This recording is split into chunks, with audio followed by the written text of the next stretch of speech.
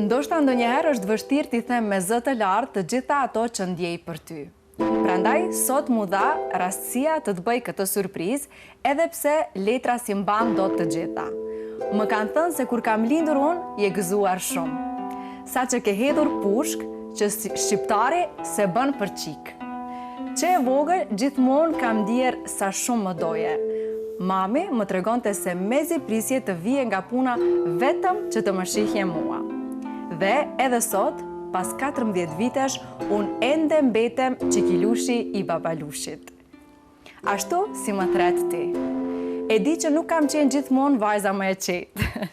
Kam qenë temperamente, pak shere dhe vazhdoj të jem kokfort.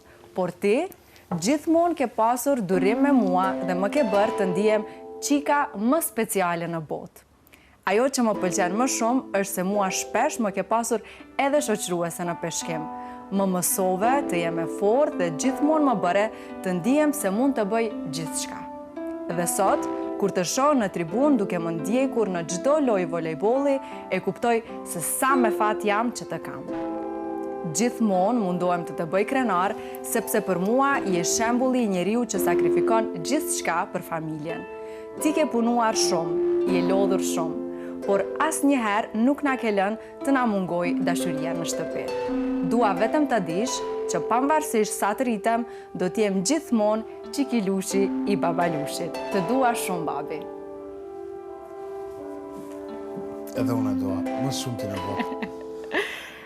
Si ndjesh për këto fjalë kaq të bukura nga vajza jote Dea? Është vajza e cila më bën krenare çdo ditë.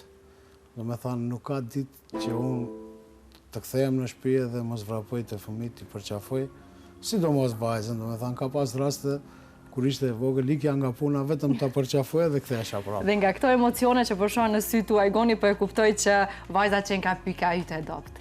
Vajza është pika ime më e dobta dhe më e forta. Më e forta njëkohësisht. Kështu ndodh gjithmonë. Unë përpiqem fëmijët t'i rris me atë shpirtin luftarak, me atë shpirtin garues.